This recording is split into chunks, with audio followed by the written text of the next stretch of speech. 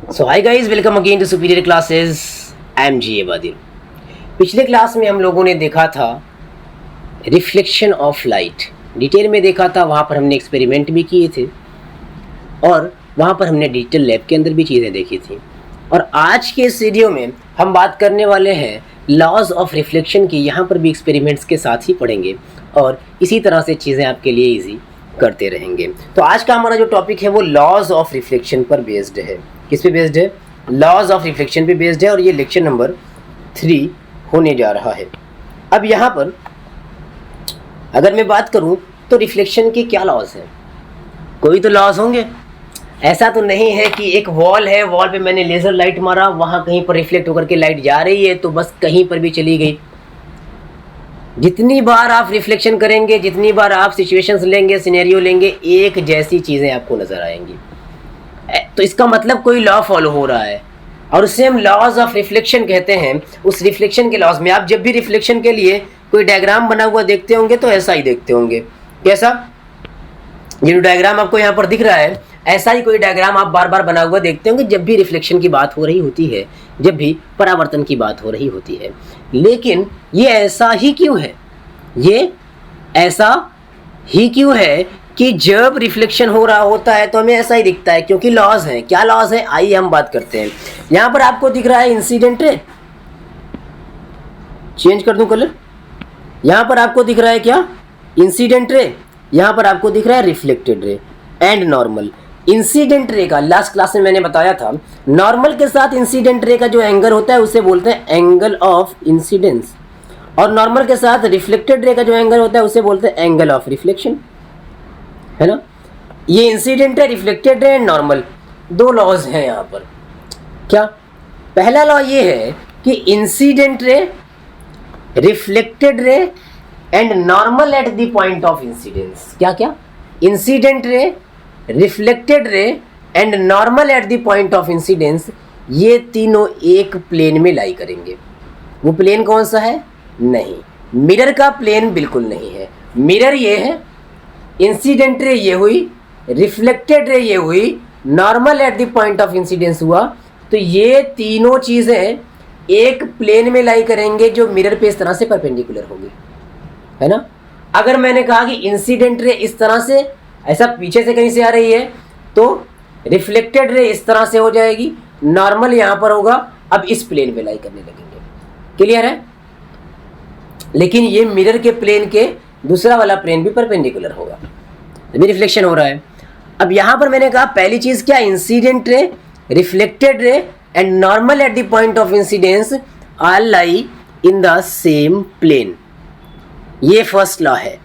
Second law क्या है? Second law sir ये कहता है कि यहाँ पर जब भी कहीं पर रिफ्लेक्शन होगा, जब भी कहीं पर रिफ्लेक्शन होगा, कैसी भी सरफेस हो, वहाँ पर आपको एक चीज़ हमेशा देखने के लिए और मिलेगी, और वो है कि एंगल ऑफ रिफ्लेक्शन यानी आर की वैल्यू हमेशा एंगल ऑफ इंसिडेंस के इक्वल होगी। ऐसा क्या है? हाँ सर, जहाँ रिफ्लेक्शन आपको मिलेगा वहाँ पर एंगल ऑफ रिफ्लेक्शन हमेशा एंगल ऑफ इंसिडेंस के इक्वल मिलेगा। ये रिफ्लेक्शन का सेकेंड लॉ है। तो आइए देखते हैं कि इनको हमारी बुक्स में किस तरह से लिखा हुआ होता है। तो ये मैंने NCERT की लाइंस यहाँ पर लिख दी है। लिखा हुआ है the angle of reflection that is the angle between reflected ray and the normal to the reflecting surface और the mirror equals to the angle of incidence, यानी angle between incident ray and the normal, यानी कि angle of reflection equal होता है किसके? Angle of incidence के। इतनी बात क्लियर है। सेकेंड लॉ क्या कह रहा है? The incident ray, the reflected ray and the normal to the reflecting surface at the point of incidence, at the point of incidence lie in the same plane. वही दोनों चीज़ें, वही दोनों चीज़ें। क्या सर ये हमेशा होगा? हाँ, हमेशा होगा। क्या रफ सरफेस पे भी होगा? रफ सरफेस पे भी। स्मूथ सरफेस पे होगा। कर्व सरफेस है, फॉलो होगा। सरफेस कैसी भी हो, किसी कलर की भी हो, रफ हो, स्मूथ हो, लाइट रेज का जितना पार्ट रिफ्लेक्ट हो जाएगा वो इन लॉज को फॉलो करेंगे, वो इन लॉज को फॉलो करेंगे। इन लॉज को फॉलो किए बगैर नहीं रह सकते।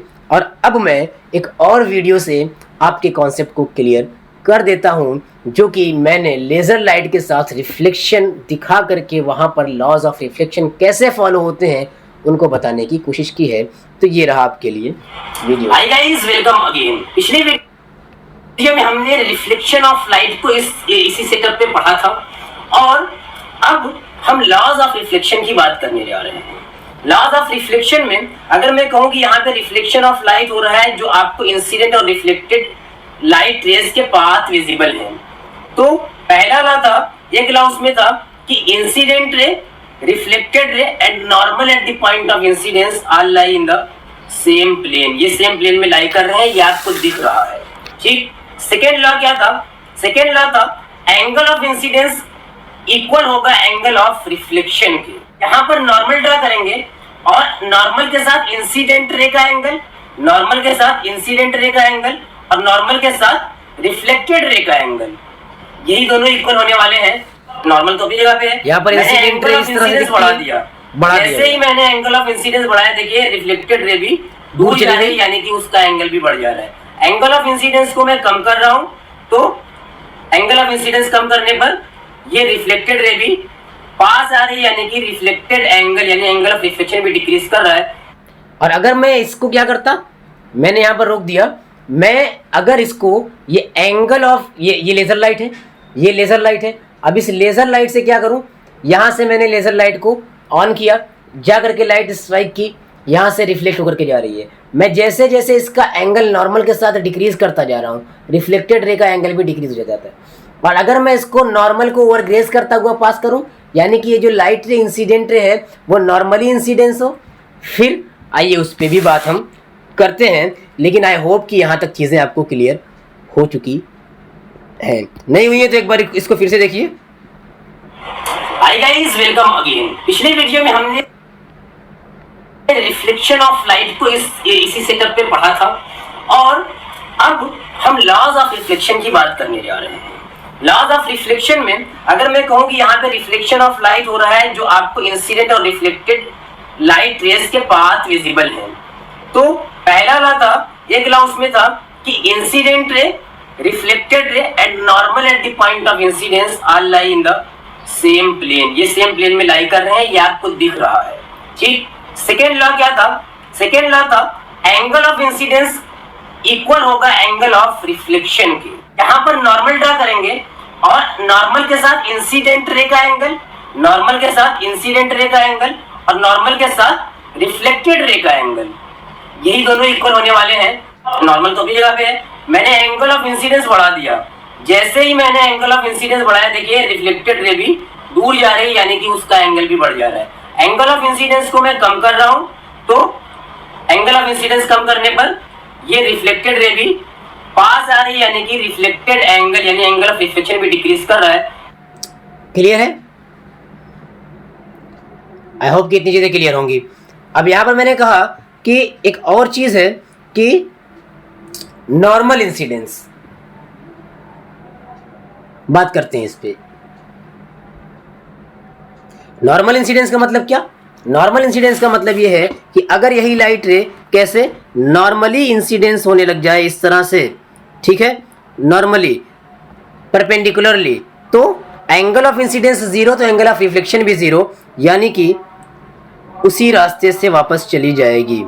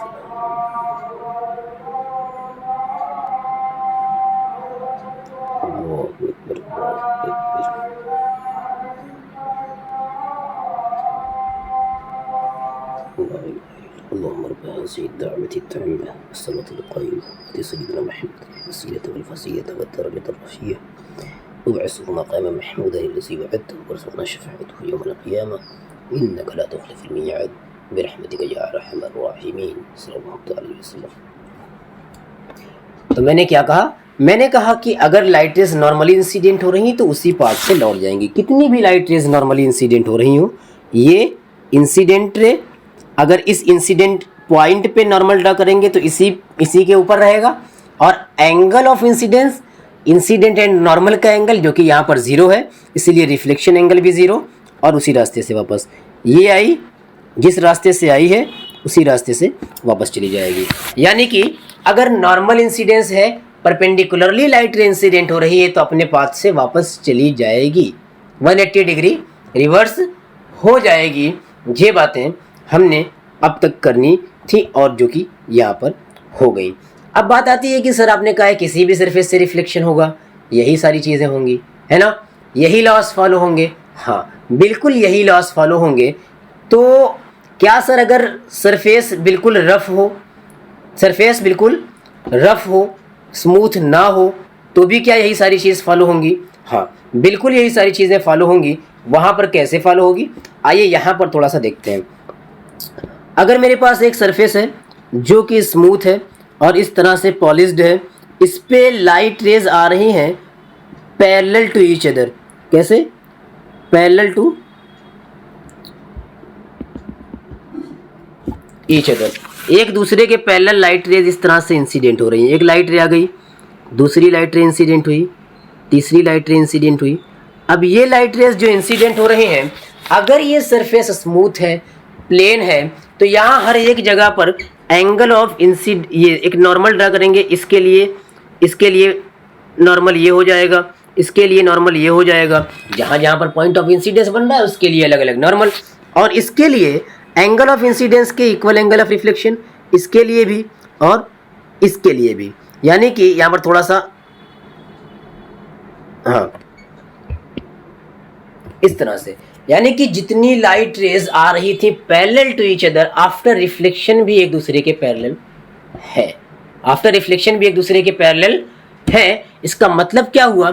इसका मतलब यह हुआ सर कि यहाँ पर जो रिफ्लेक्शन हो रहा है वो रेगुलर वे में हो रहा है, इसलिए इस रिफ्लेक्शन का नाम हम लोग देते हैं रेगुलर। कौन सा? Regular reflection. ठीक, रेगुलर रिफ्लेक्शन।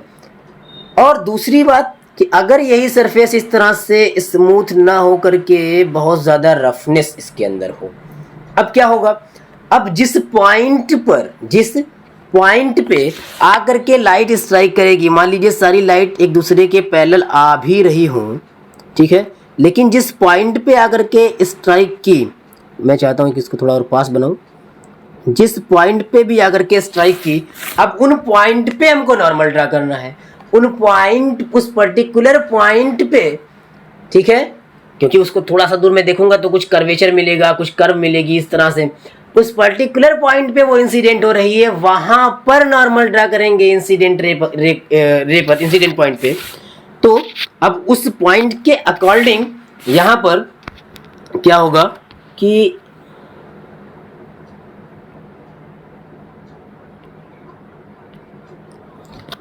अगर मैं यहाँ पर इसको देखूं तो यहाँ पर मुझे यहाँ पे नॉर्मल बनता हुआ दिख रहा है, और फिर इसका रिफ्लेक्टेड रे इस तरह से चला जाएगा। यहाँ पर नॉर्मल बनेगा कुछ इस तरह से, तो इसका रिफ्लेक्टेड रे यहाँ चला जाएगा और यहाँ पर नॉर्मल बनेगा शायद कुछ इस तरह से। पहले वहाँ पर हमें एक टेंजेंट बनानी होगी और इसका रिफ्लेक्टेड रे चला जाएगा इस तरह से। 3 लाइट रेस मैंने यहाँ पर शो की थी, डिनोट की थी। तीनों लाइट रेस पैरेलल थी एक दूसरे के। आकर के जब सरफेस पे स्ट्राइक की तो सरफेस बहुत रफ है। इस रफनेस की वजह से हमने पॉइंट ऑफ इंसिडेंस पे नॉर्मल्स बनाए और एंगल ऑफ इंसिडेंस चेक किए। एंगल ऑफ इंसिडेंस जितना है एंगल ऑफ रिफ्लेक्शन उतना ही होगा। तो हर एक केस के लिए, हर एक लाइट रे के लिए एंगल ऑफ इंसिडेंस के इक्वल रिफ्लेक्शन एंगल होने वाला है। इसलिए वहाँ पर क्या हो रहा है, यहाँ पे सारे लाइट रेज इधर उधर बिखर जा रहे हैं, डिफ्यूज हो जा रहे हैं, इरेगुलरिटी मिल रही है। इसलिए हम इसे इरेगुलर रिफ्लेक्शन, कैसा, इरेगुलर रिफ्लेक्शन या फिर डिफ्यूज रिफ्लेक्शन भी कहते हैं। कैसा रिफ्लेक्शन, इरेगुलर रिफ्लेक्शन या डिफ्यूज रिफ्लेक्शन भी कहते हैं। आई होप कि ये चीज़ें आपको क्लियर होंगी। नोट्स में मैं यहाँ पर जो मैंने ड्रॉ किया है बहुत साफ क्लियर ड्रॉ नहीं है। नोट्स में जो आपकी टेलीग्राम चैनल पे अपलोड होती है वहाँ पर मैं यहाँ पर क्लियर डायग्राम्स बना करके लगा करके अपलोड करूँगा, ठीक है। तो अब अगर मैं इसके बाद की बात करूँ तो इसके बाद हमको पढ़ना है क्या, reflection through curve surfaces. Plane surfaces से रिफ्लेक्शन हो गया, रफ सरफेस से रिफ्लेक्शन हो गया। अब हमें बात करनी है रिफ्लेक्शन थ्रू कर्व सरफेसेस। इन कर्व सरफेसेस से रिफ्लेक्शन देखने के लिए मैंने यहाँ पर एक स्फीयर बना के रखा है, लेकिन सर यहाँ तक की क्लास आज यहीं तक रहेगी और आगे की बातें, ये कर्व सरफेसेस से रिफ्लेक्शन की जो बात है ये एक बहुत बड़ा पॉइंट है, एक बहुत बड़ा टॉपिक है। यहीं से हमारा स्फेरिकल मिरर बन करके आता है। तो हम ये कर्व सरफेसेस से रिफ्लेक्शन नेक्स्ट क्लास में पढ़ेंगे। आज के लिए बस इतना ही। मिलते हैं दोस्तों कल की क्लास में। Best of luck and take care.